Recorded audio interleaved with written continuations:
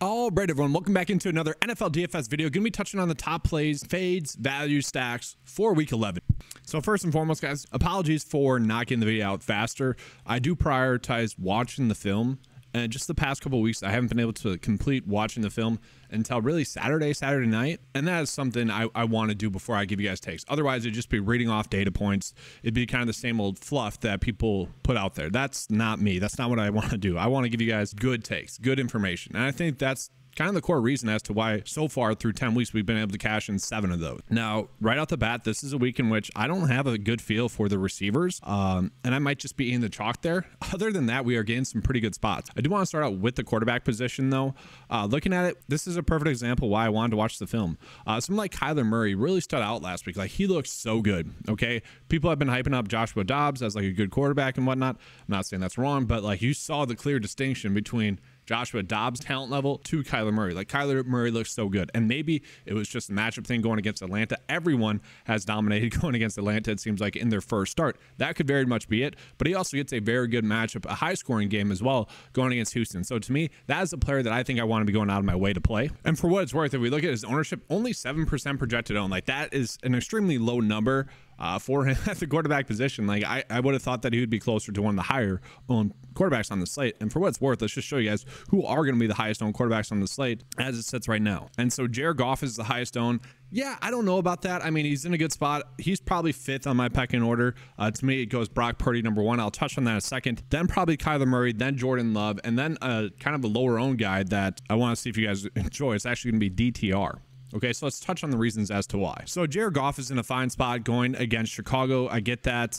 You know, he could easily put up 20 points, but at the same time, I think we can get that level of production at a cheaper price tag with Kyler Murray, but also with Brock Purdy. To me, he's kind of the clear-cut play, kind of the cash play. He was last week, and I was really shocked at his ownership. Like, he was the easiest play, I think, on the slate, besides maybe CeeDee Lamb, who we went back to last week. Little bit of luck, I guess, with the fact that he was able to get 3 passing touchdowns, but this is a super good matchup. The issue that I have with Brock Purdy is that I don't exactly love stacking him, and it's kind of like I just either want to blindly stack him with Kittle, Ayuk, and also Deebo Samuel, and then at the same time, it's like it's difficult to stack him because you probably want one of them. Like, if he's going to have a good game, which he's projected to do, you look at like the sportsbook data, they have him projected to get like a 54% likely to get over 1.5 passing touchdowns. Like, that's awesome. He is the starting point. He is too cheap. He's kind of the clear-cut, easy, kind of safe play, especially with Deebo Samuel back. That offense is going to be healthy, and I do think he gets a benefit going against the Buccaneers defense that really is a funnel defense. Like, you're just going to throw the football against them. Christian McCaffrey could still have a good game,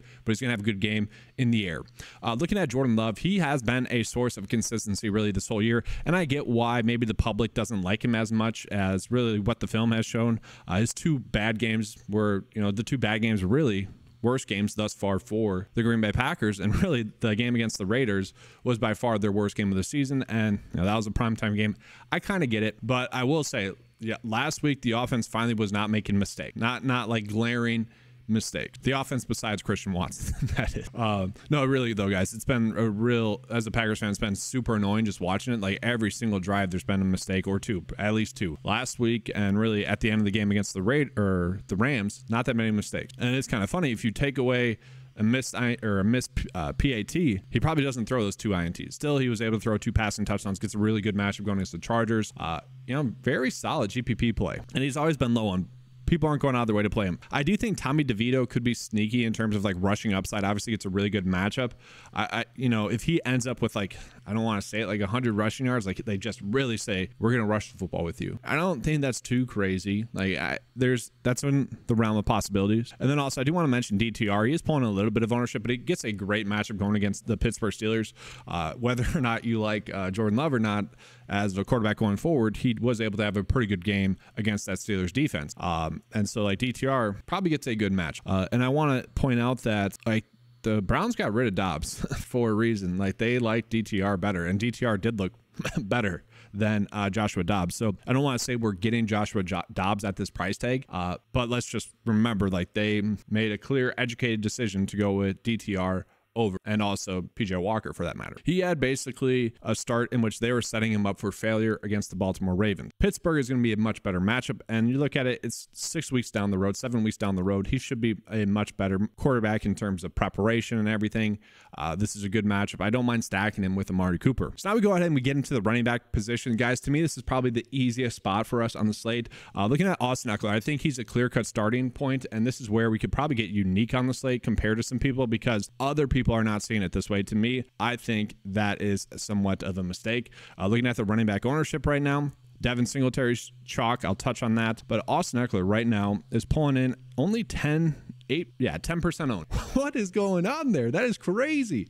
Did people not watch Jaylen Warren dominate against the Green Bay Packers? Like, Jaylen Warren is a Austin Ekeler clone, and he dominated. Najee Harris also dominated as well. Like, I know the run game has been bad, but Steelers' run game hasn't exactly been elite either. Like, this, it's so comparable that I don't really get it. From there, we go ahead and move on. Like, the running back position after that does get a little bit more dicey. Like, ETN, I'm fine with. Saquon, I'm actually kind of fine with. Jahmyr Gibbs, that's probably a little bit too high for me to feel comfortable with. I'd rather go with David Montgomery. I think David Montgomery is going to see the most snaps in this game, especially going against Chicago, where you might just like wear and tear, throughout the game. You want to establish the run, and they're probably playing with the lead. And so I think David Montgomery is actually the better play there.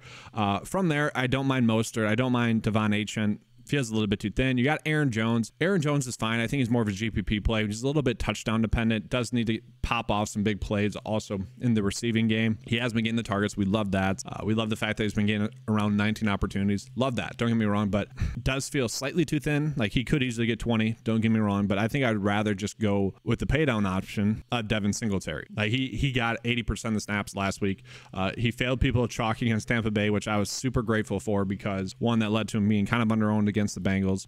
But that was just like a clear stay away. Like, you just don't target running backs in that matchup against the Bucs. Now he gets a really good matchup going against the Cardinals, playing at 80% of the snaps. Probably will get around 20 opportunities. Just an easy click there. From there, Jerome Ford, some of that's gained some ownership. I am a little bit cautious about Jerome Ford tonight or today because we don't know the stats on Perry Strong. Did he sit out last week because of his injury, or was he a healthy scratch because they figured out, all right, we just need to give Jerome Ford the football? That to me is a concern. Definitely something noteworthy. The next running back I want to mention, Darrell Henderson. Darrell Henderson is in a smash spot this week going against Seattle, and he's not pulling in that much ownership as well. So, like, if we can get him getting around 15 or so opportunities in this game going against Seattle, obviously Matthew Stafford's back. That's going to help him as well. To me, this is a very solid, safe, but upside play as well. A little bit touchdown dependent. If we get a touchdown, he could be someone that actually maybe breaks the slate. It's kind of his last game as well until Kyren Williams seemingly comes back. Khalil Herbert in a decent spot. Price-wise, he was their workhorse running back. He is their best running back. Cheap price tag for him. Brian Robinson, definitely an interesting click in this game with Antonio Gibson out. I do think Chris Rodriguez is actually just going to step up into the Antonio Gibson role, so maybe not a lock and load, but he is someone you could end up on. James Conner pulling in some ownership. I'm okay with it. But the player I think I'm going out of my way to play is going to be Tony Pollard. And we look at Tony Pollard, he is pulling in chalk. I think it's correct. Like, I'm fine eating that chalk.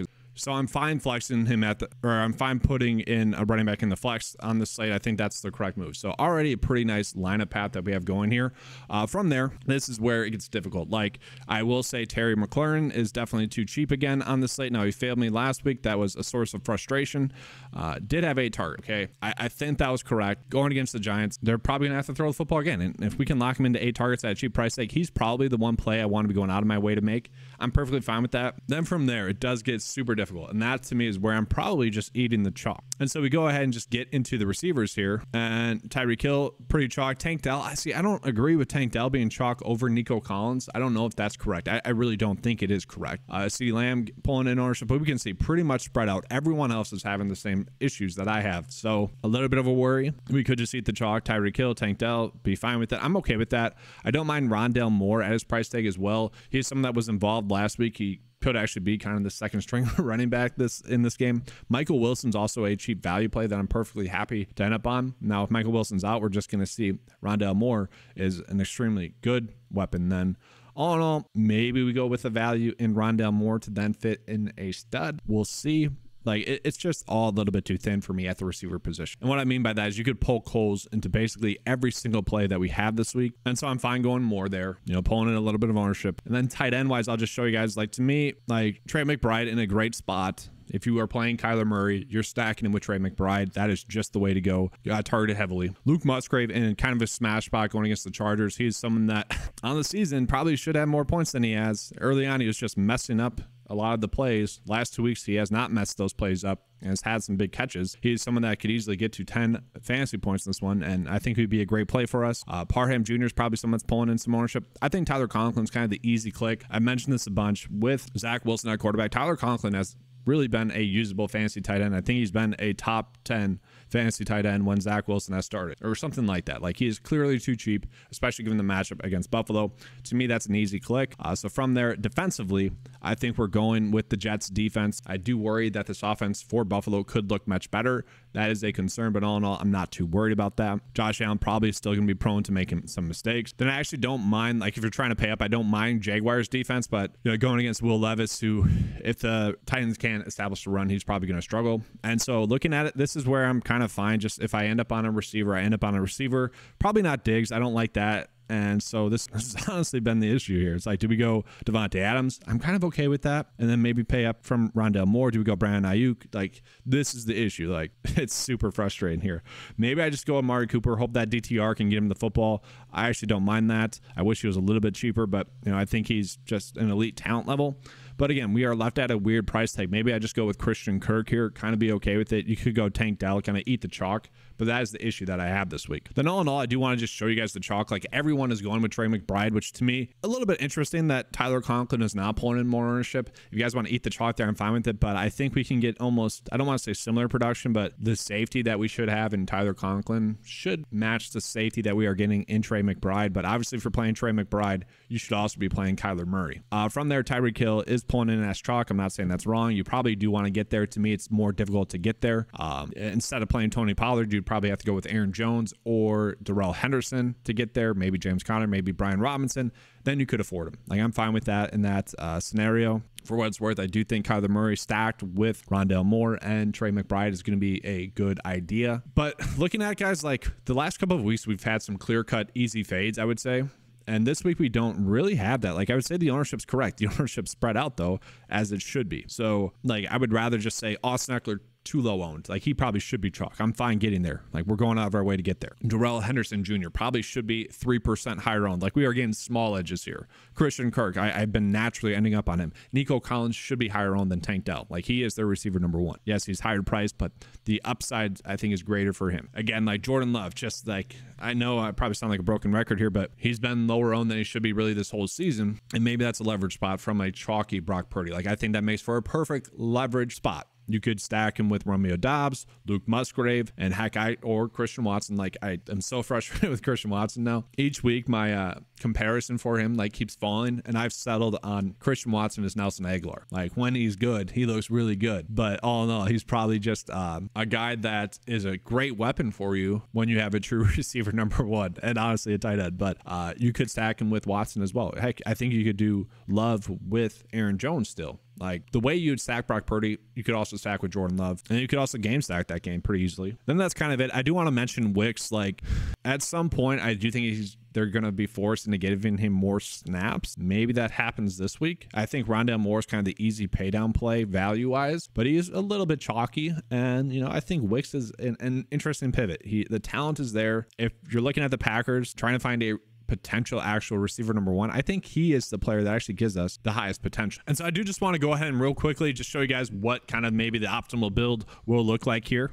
And so here we go. So it does have Purdy, Eckler up there, then James Conner. So that's probably why he's pulling in as some chalk. I probably want to get to more of this type of build. I will say I'm going to set the flex rule to flex ineligible at tight end, and so it's running again so we can get a better indication of where we should be going. I probably will bump up Tyler Conklin's projected fantasy points as well, because I think that's going to be the route that we would want to go. And so a little bit better, just as an FYI, these projections are definitely rooted in how Vegas thinks things are going to go, and then I will make adjustments as I see fit. So all in all, you guys can get a good sense of maybe where to be going this week.